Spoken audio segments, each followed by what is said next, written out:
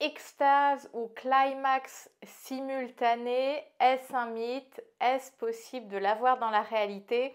Dans la vidéo du jour, je voulais justement te partager ce moment d'extase lors d'une expérience charnelle. Est-ce que c'est possible d'y arriver? Comment? Etc. Donc aujourd'hui, on va parler de plaisir et notamment de ce fameux orgasme simultané. Alors, avant de rentrer là-dedans, ce que je voulais te partager, c'est le mythe culturel qui vient servir de référence. C'est-à-dire que on a évolué dans un monde culturel, que ça soit cinématographique, les séries télé, la littérature, où il y a souvent cette scène d'orgasme simultané au sein du couple, entre les amants, et comme étant le saint graal de la sexualité, de pouvoir se synchroniser comme ça. Et mine de rien, ça crée quand même une pression dans nos vies intimes parce que ça nous sert de modèle, tout simplement. Ce que ce modèle finalement vient ancrer chez nous, c'est une sorte d'harmonie ultime que le couple, au top du top de sa sexualité, orgasme forcément ensemble. Mais dans la réalité, le plaisir, la sexualité est beaucoup plus nuancée et c'est ce dont on a besoin pour décomplexer finalement ces espaces de l'intime. Finalement, qu'est-ce que la science, elle, nous dit? Quelles sont les stats? Alors en moyenne, c'est 20% des couples qui atteignent de manière simultanée l'orgasme. Donc ce n'est pas du tout la majorité des unions charnelles qui arrivent à un orgasme simultané. Et finalement, comment on explique seulement ces 20% alors que dans cet imaginaire collectif, on imagine ça comme étant le Saint Graal? Déjà, comme je l'ai souvent mentionné dans mes vidéos, le processus excitatoire masculin et féminin ne fonctionne pas pareil et donc le rapport, la relation au plaisir ne fonctionne pas pareil. Et c'est vrai qu'il y a un déséquilibre, un désavantage énorme où les hommes atteignent quasi systématiquement ce climax, donc cette combinaison entre éjaculation et orgasme, sachant que ce sont deux mécanismes séparés, mais souvent ils fusionnent et dans la majorité des cas, les hommes atteignent finalement ce point culminant que chez les femmes, c'est quand même beaucoup moins souvent. Donc c'est vrai qu'il y a vraiment ce qu'on appelle l'orgasme gap. Chez les hommes, 90 à 95% des hommes atteignent systématiquement ce climax. Environ 18-20% des femmes l'atteignent systématiquement. Après, on a entre 30 et 40% qui l'atteignent régulièrement, mais pas à chaque fois. Et entre 10 et 15% des femmes qui témoignent de ne jamais y atteindre. Donc, on va parler dans ces cas-là d'anorgasmie. Donc, il y a vraiment une très grande différence entre ce point qu'on peut atteindre entre si je suis un homme ou si je suis une femme. Donc déjà, il y a un énorme fossé entre le plaisir féminin et masculin parce que ça ne fonctionne pas pareil et parce que notre sexualité, même en 2025, continue d'être organisée autour du plaisir masculin et du phallocentrisme. Et c'est pour ça que j'ouvre les portes de l'école du plaisir pour les femmes afin que tu puisses justement casser ces statistiques et vraiment prendre du plaisir, mais de manière jouissive, parce que c'est ça qu'on veut. Les infos, elles sont dans la box de description. Donc, on a un vrai orgasme gap, on a un vrai fossé au niveau du climax de l'orgasme et on a aussi scientifiquement compris que le processus excitatoire chez l'homme et chez la femme ne fonctionne pas pareil. Donc, comment est-ce possible d'atteindre simultanément ce point culminant alors que nos organismes, nos physiologies, nos psychologies ne fonctionnent pas pareil? Équation du second degré. On sait aussi que par rapport à cette expérience de jouissance, le cerveau joue aussi un très grand rôle et parfois la charge mentale contraceptive, les complexes, la culpabilité, etc. va peser au niveau mental et psychologique pendant le faire l'amour et donc jouer un frein dans cet accès au plaisir.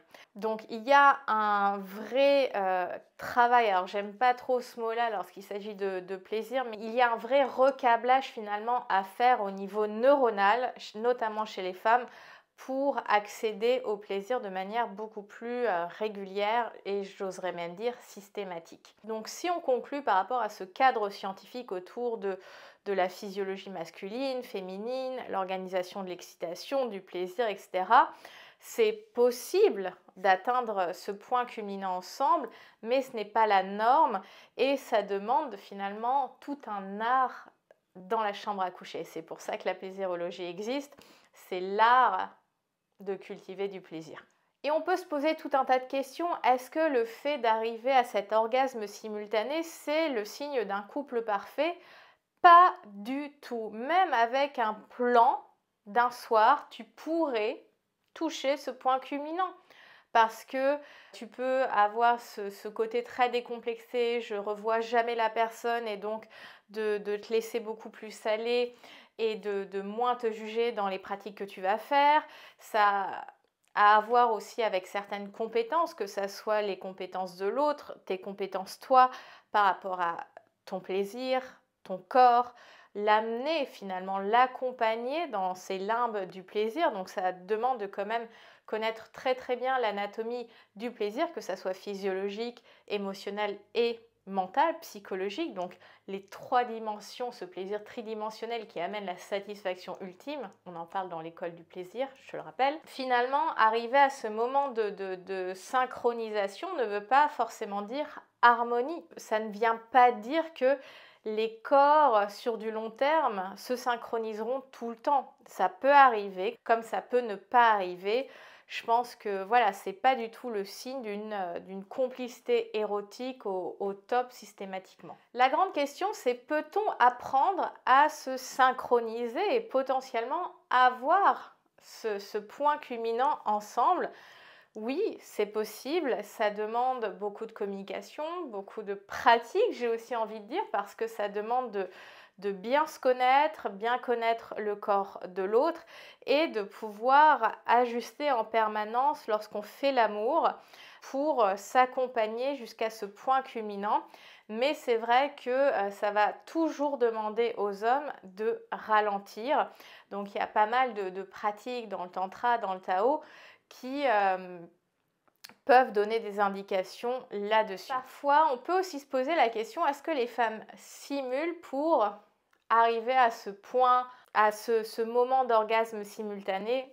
Évidemment, c'est le cas de beaucoup de femmes qui, des fois, pour finir un petit peu rapidement, qui sentent que ça ne va peut-être pas arriver pour elles, préfèrent faire semblant et s'économiser cette pression qu'on peut retrouver maintenant dans nos sexualités où les hommes veulent à tout prix que la femme orgasme. Alors ça part d'un bon sentiment, mais ça peut être amené d'une manière un petit peu pressurisante et donc en tant que femme, tu sens que ton partenaire veut absolument que ça arrive et tu es là, mais en fait, détente. Est-ce que le but de faire l'amour, c'est forcément retirer cet orgasme via les actions de l'autre? Est-ce que l'autre deviendrait un sextoy géant? Point d'interrogation finalement. Et une grande question qu'on peut se poser, c'est est-ce que jouir simultanément est gage de plus d'intensité? Alors, la réponse est nuancée. Ça va dépendre de ce qui va se passer dans le corps au moment de l'orgasme simultané. Un orgasme, ce moment d'explosion dans le corps féminin amène tout un tas de contractions au niveau périnéal, au niveau vaginal, donc ça peut être quelque chose de très excitant, de très plaisant chez l'homme, mais parfois ces contractions sont tellement importantes que ça fait sortir l'homme ou même les doigts ou le jouet de l'intérieur du vagin. Donc ça peut être même inconfortable et puis parfois le plaisir frôle avec une certaine douleur, donc ça peut vraiment être sur le fil du rasoir, donc ça peut être extrêmement agréable comme pas forcément. Et il y a des couples, des personnes qui apprécient finalement être le témoin de ce moment de jouissance de l'autre et justement profiter du spectacle, de l'avoir accompagné jusqu'à ces limbes du plaisir. Et après, finalement, partager, repartir, etc.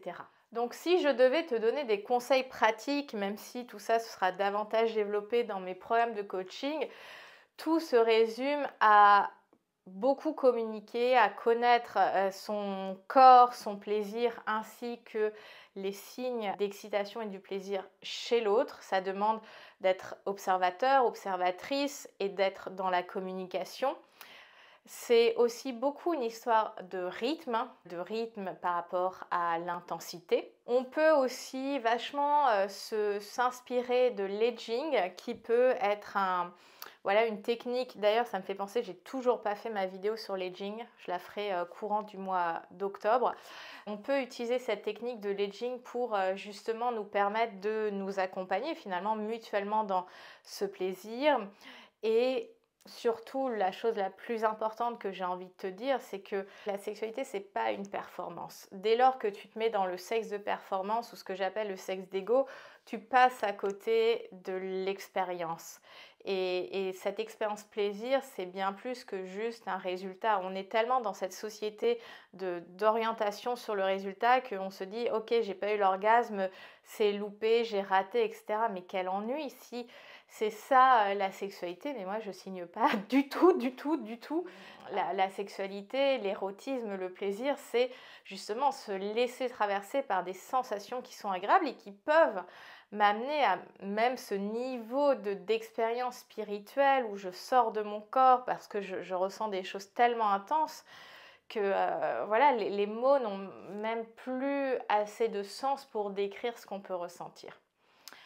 Donc, l'orgasme simultané, ce n'est pas un mythe, ça peut être une réalité, mais le but c'est de vivre une vraie expérience de partage, de joie, de curiosité, d'enchantement finalement dans ce moment charnel.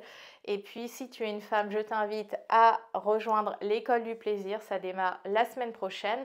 Et pour les hommes, j'ai décidé de créer l'école parallèle pour faire le yin et le yang, qui sera pas tout à fait l'école du plaisir, mais ce sera l'école de l'art d'aimer. Parce que beaucoup d'hommes dissocient vachement l'amour de la sexualité et il y a besoin de recréer une symbiose et une harmonie entre tout ça pour vraiment que dans la chambre à coucher, ça soit un épanouissement extrême. Donc si tu veux les infos, je les mets, c'est en cours de préparation, mais vraiment rejoins ces programmes.